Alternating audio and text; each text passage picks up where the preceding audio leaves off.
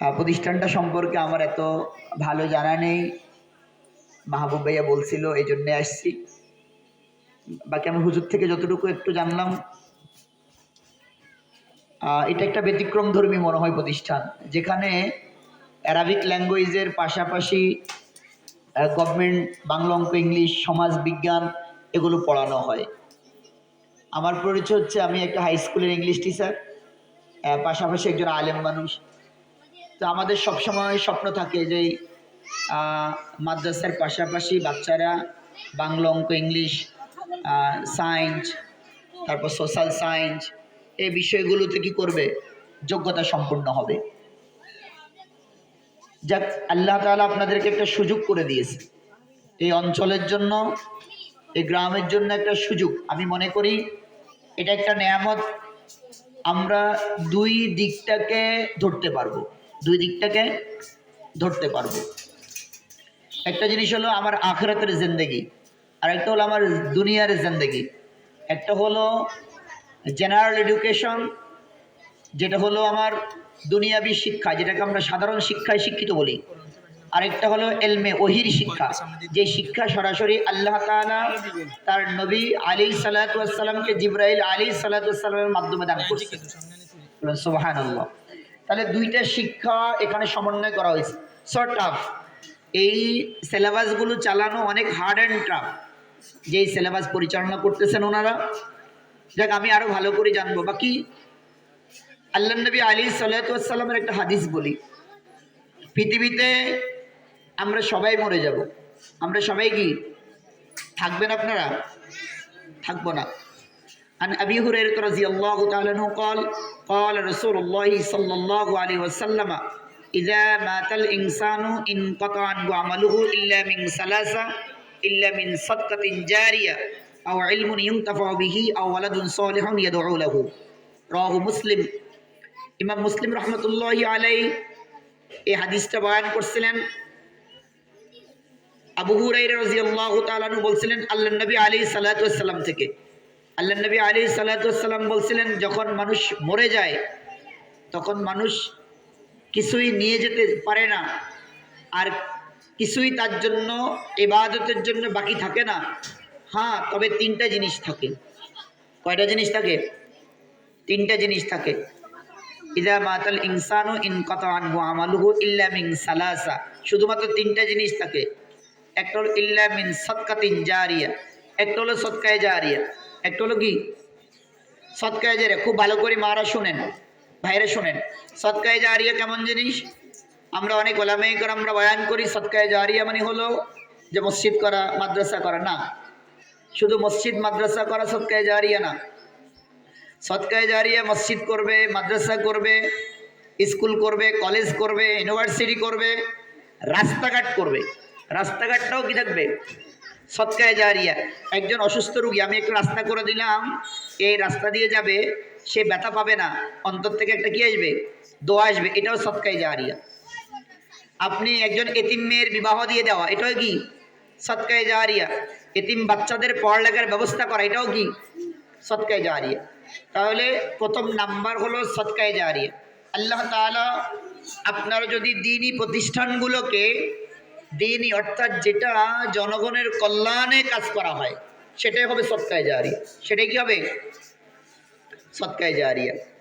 আও ইলমুন ইউনতাফাউ বিহি, দুই নাম্বার হলো এমন ইলম রেখে যাওয়া, এমন ইলম রেখে যাওয়া।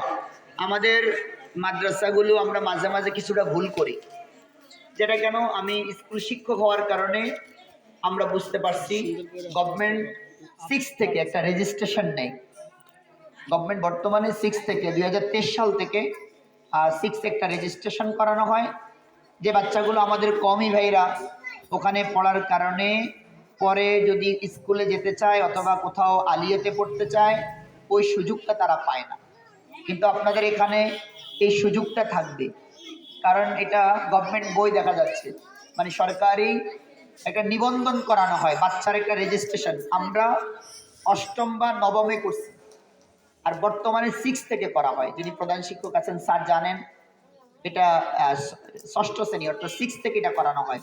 সুতরাং যদি দুই সমন্বয় থাকে, তাহলে আমি এটা পাচ্ছি। তাহলে আও ইলমুন ইউনতাফাউ বিহি, এমন ইলম রেখে যাওয়া, গোজামিল না, কি না, গোজামিল না, এমন ইলম রেখে যাওয়া যে ইলম আমার মৃত্যুর পরে আমার বাচ্চা আমার জন্য দোয়া করবে, রব্বির হামহুমা কামা রব্বায়ানি সগীরা। বাচ্চাকে ডক্টর বানাইলেন, ইঞ্জিনিয়ার বানাইলেন, সচিব বানাইলেন, ডিসি বানাইলেন, কিন্তু বাচ্চা আপনার কবরের পাশে দাঁড়াই রব্বির হামহুমা কামা রব্বায়ানি সগীরা।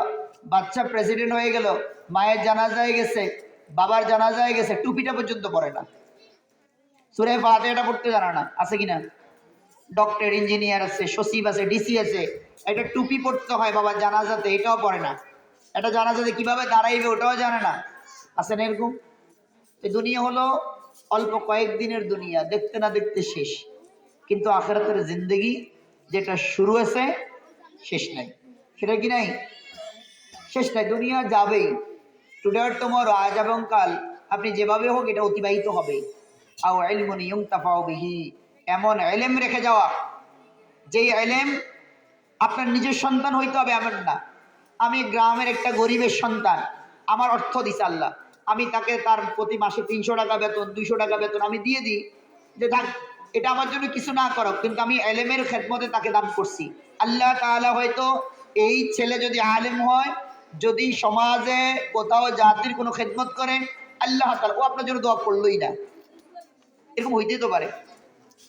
কিন্তু কিয়ামত পর্যন্ত, সামনে আরেকটা সুন্দর হাদিস বলবো, কিয়ামত পর্যন্ত আল্লাহ তাআলা আপনার আমলনামায় এই ইলমের সওয়াব পাঠাই থাকবে। সুবহানাল্লাহ। তার দরকার আছে না? কত টাকা পয়সা আমরা কত জায়গায় নষ্ট করি। আমি মাঝে মাঝে জুমাতে বয়ানে বলি যে পৃথিবীতে সমাজে দুই ধরনের শ্রেণীর লোক থাকে, একটা রিচ ফ্যামিলি, ধনী সম্ভ্রান্ত ফ্যামিলি, একটা হচ্ছে পুয়ার ফ্যামিলি, অথবা দুজনই সমাজের মধ্যে ধনী। কেউ টাকা পয়সা দেয় ডান্স গানের জন্য, কেউ কি দেয়?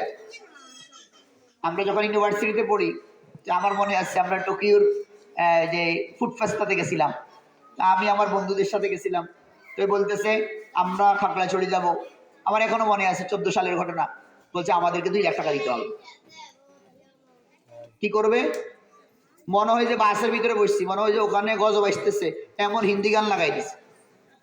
তো একটা ডান্স গানের জন্য কি আমাদের র্যাক ডেতে ইউনিভার্সিটিতে লক্ষ লক্ষ টাকা ভাইয়া জানে খরচ করে, লক্ষ লক্ষ টাকা কি করে দিচ্ছে, ঢেলে দিচ্ছে। কার টাকা? স্টুডেন্টদের টাকা না কোটিপতিদের টাকা? সমাজে যারা, শহরে যারা কোটিপতি, ওরা এই ডান্স গানের জন্য দান করে, আপনারা জানেন না হয়তো। কিন্তু দেখেন একজন ব্যক্তির টাকাটাকে আল্লাহ তাআলা খারাপ কাজে লাগাইছে, আরেকজন ব্যক্তিকে দেখেন সে মসজিদ করে, মাদ্রাসা করে, মানুষের জন্য একটা ওয়াশরুম করে দেয়, রাস্তাঘাটগুলো ঠিক করে দেয়, একটা পোল করে দেয়, কালভার্ট করে দেয়, এতিম মেয়েকে বিবাহ দিয়ে দেয়। দেখেন একজন ধনীর টাকাকে আল্লাহ তাআলা ভালো কাজে, দ্বীনের কাজে লাগাইছে, আরেকটা ধনীর টাকাকে আল্লাহ তাআলা খারাপ কাজে লাগাইছে। একটা নেক কামাইতেছে, আরেকটা খারাপ কামাইতেছে, আছে কিনা সমাজের মধ্যে? এই জন্য আও ইলমুন ইউনতাফাউ বিহি, এমন ইলম রেখে যাওয়া অথবা এমন কাউকে ইলম শিক্ষা দান করা যেটা আপনার মৃত্যুর পরেও আপনার জন্য একটু দোয়া করবে। আপনার সন্তান হোক, অন্যের সন্তান হোক। আমার ছেলে মেয়ে নাই, এলাকার 2টা ছেলে রাস্তা রাস্তা হাঁটে, ঘুরে আড্ডা দেয়, আমি আনি ওদেরকে কি করছি, এই মাদ্রাসাতে ভর্তি করে দিলাম, একটা স্কুল সিলেবাসে মাদ্রাসা। তাহলে কি হবে? 2টা এডুকেশন সে পাচ্ছে, দিনী শিক্ষাও পাচ্ছে, আখিরাতের শিক্ষাও পাচ্ছে। তাহলে কি লাভ হবে না লস হবে? আপনার সাময়িক লস হলো, আরে কিছু অর্থ গেল, কিন্তু জাতির কল্যাণ হলো, দেশের কল্যাণ হলো, আর আল্লাহ তাআলা তো আপনাকে আখিরাতে এর প্রতিদান দান করবে। বলুন সুবহানাল্লাহ। আও ওয়ালাদুন সালিহুন ইয়াদউ লাহু, 3 নাম্বার হলো আও ওয়ালাদুন সালিহুন ইয়াদউ লাহু, নেককার সুসন্তান রেখে যাওয়া। নেককার কি রেখে যাওয়া? এখন যদি আপনি কোরআনী শিক্ষায়, ইসলামিক প্রাইমারি যে এডুকেশন, এই শিক্ষায় যদি শিক্ষিত করতে না পারেন, তাহলে আপনার বাচ্চাকে আপনি ভবিষ্যতে কন্ট্রোল করা অনেক ডিফিকাল্ট হবে। সো হার্ড অ্যান্ড টাফ, যেটা কন্ট্রোল করা আপনার দ্বারা সম্ভব না। এই জন্য মাদেরকে বলবো, বোনদেরকে বলবো, না, সন্তানকে এখন থেকে দ্বীনি শিক্ষায় গড়াইতে হবে। যদি দ্বীনি শিক্ষায় গড়াইতে পারেন, আল্লাহ তাআলা আপনাকে দুনিয়াও দান করবে, আল্লাহর ফজল করবে, আল্লাহ তাআলা আপনাকে আখিরাত দান করবে। বলেন সুবহানাল্লাহ।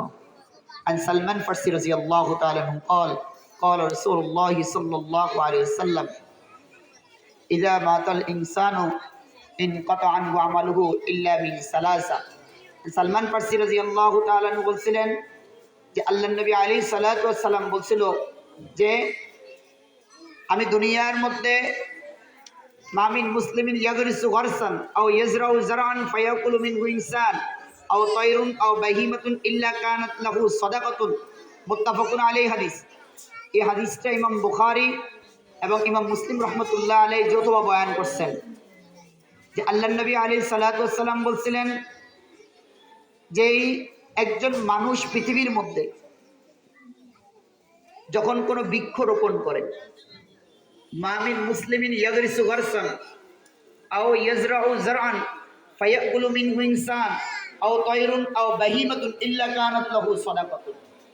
If any Muslim shows seeds after bearing fruits, any man, any birds, any animals eat from it, it will be a donation for him. The Bukhari and Muslim. এটা ইমাম বুখারী এবং ইমাম মুসলিম রহমতুল্লাহ আলাইহি হাদিস বয়ান করছেন।